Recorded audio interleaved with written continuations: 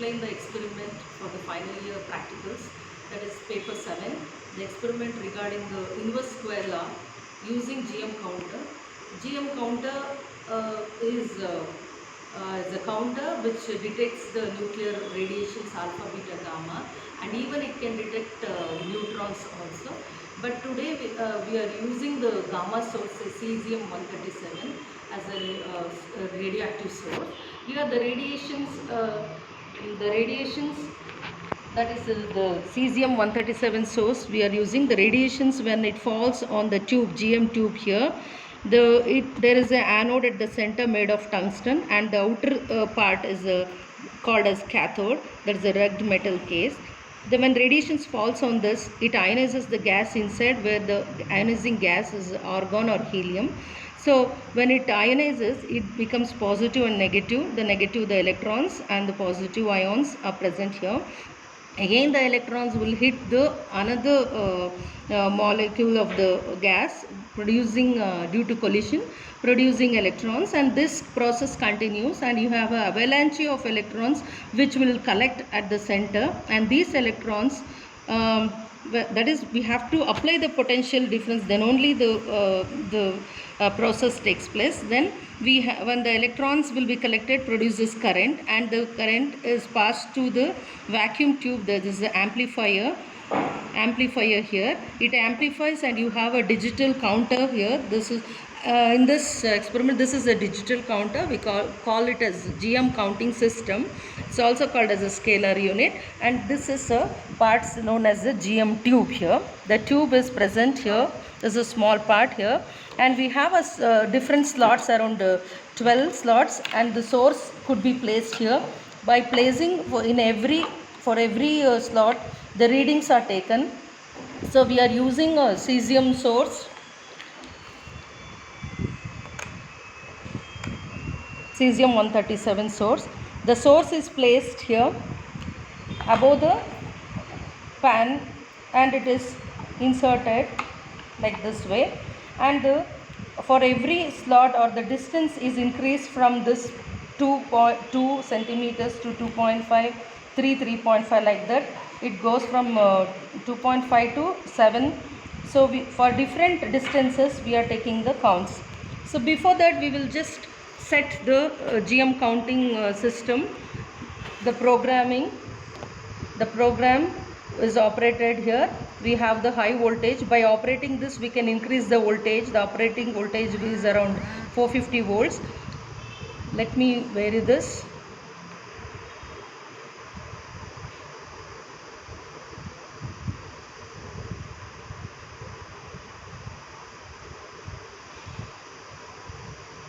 Like this, we can vary the high voltage reading and set the preset time like this.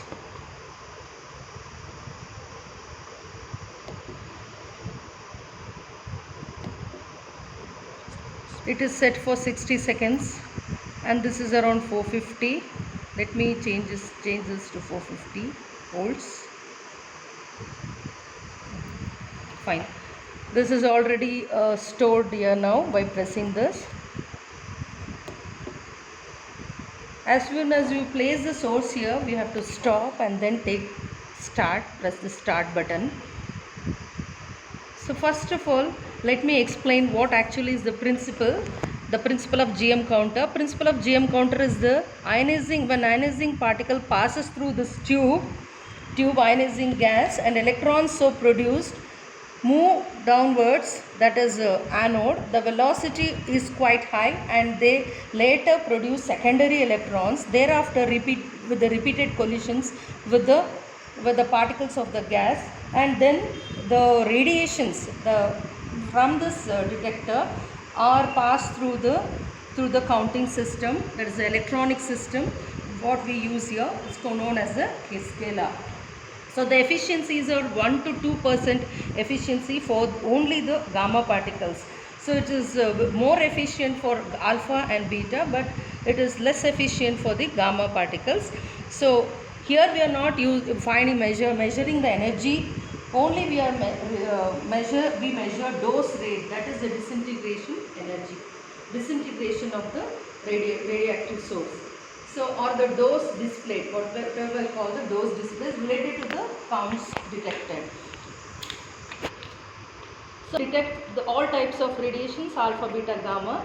So, there are two electrodes what I have explained here. So, let me start here. Now, before taking the putting the source here in the pan, we will just take the background counts for without the source.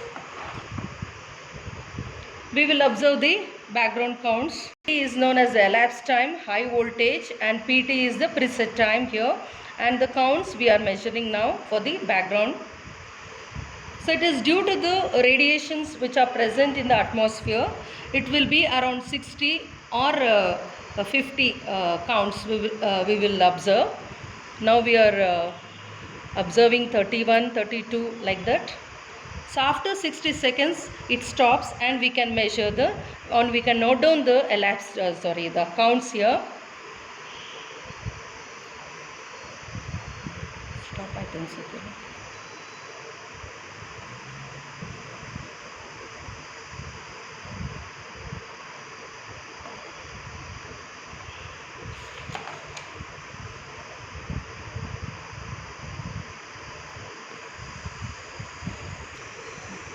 Here we have got the background counts as 31.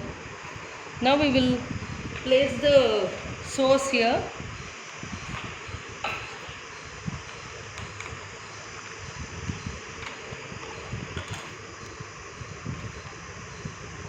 This is the source. We have to direct it in this way and place it on the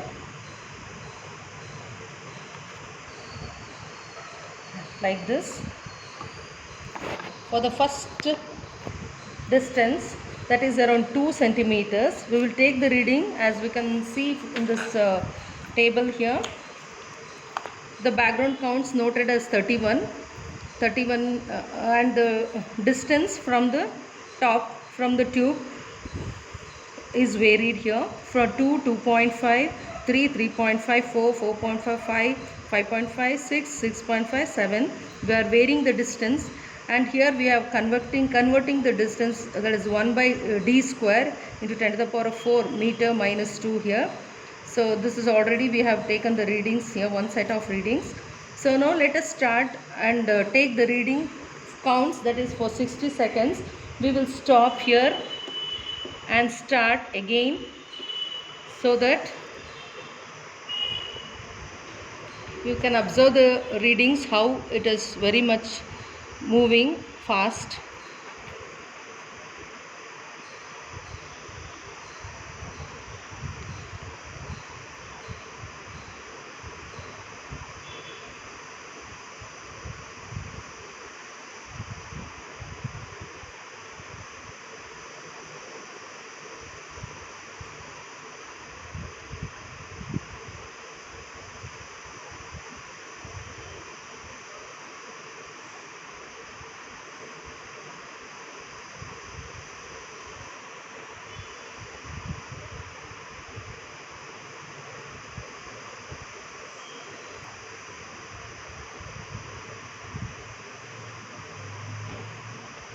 So it is stopped here. 6022 for 2 centimeters.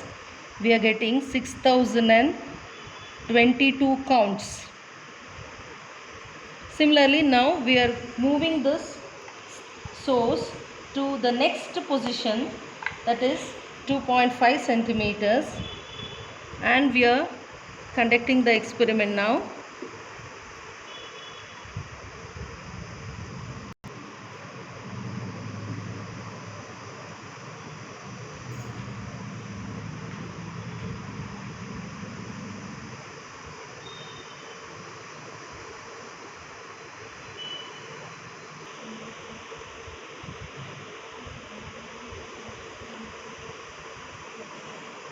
So we can observe for 2.5 centimeters, the counts has been reduced to 3610 counts.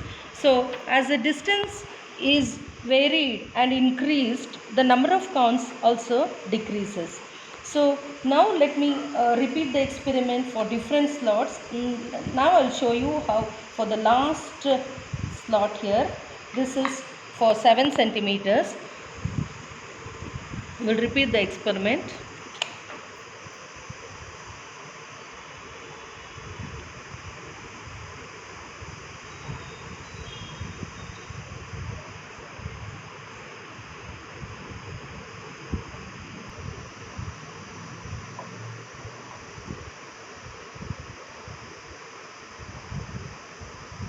So finally we are getting for the last, so for 7 centimeters from the detector, from the tube or the GM tube, for the last one we are getting it as 365. So by this we will come to know that as the distance increases, or it is when the source is closer to the tube, we are getting more counts, say 6022, and when it is away from this tube we are getting 365. So it is inversely proportional to the distance. The radiations are inversely proportional to the distance.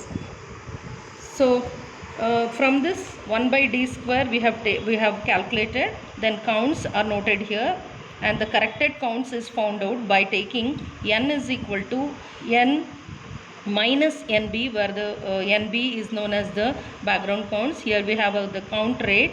The count rate is defined or designated as R is equal to N by T, where N is the corrected count, to the time, that is 60 seconds. That is for the count rate is nothing but count for 1 second. So after that we are taking RD square or calculating RD square. R is the count rate into D square, the distance square. So we are getting the values like this, and by plotting the graph, from this graph we can see that R versus the count rate versus 1 by D square increases like this proportionally. So when distance 1 by D square increases, the count rate also increases. Because it is 1 by D square, we are getting a increasing graph, a linear graph. From this we are finding the slope, and the slope is found to be around 380 into 10 to the power of minus 4, and this is approximately or comparable with the value what we have calculated here. So the graphical value as well as the theoretical the experimentally calculated values here is almost the same, that is 320, and here we have 380, that is RD square. This is the result what we have obtained. So from this experiment we will come to know that whatever the source we have taken here, as the distance increases from the tube, that is the number of counts decreases. The linear nature of the graph is obtained, hence the slope of the graph is consistent with the mean value of RD square. The slope of the graph is 380 into 10 to the power of 4. Slope of the graph and the value what we have obtained here, RD square, is around 380, almost consistent, and 326 here for RD square. It is almost into 10 to the power of the slope of the graph is 380 into 10 to the power of minus 4 meters square per second, as well as RD square, which is calculated from the values here. RD square is 326 into 10 to the power of minus 4 meter square per second. That is count rate per count rate into meter square. So this is almost consistent with these values. This is all about the inverse square law of gamma ray using GM count.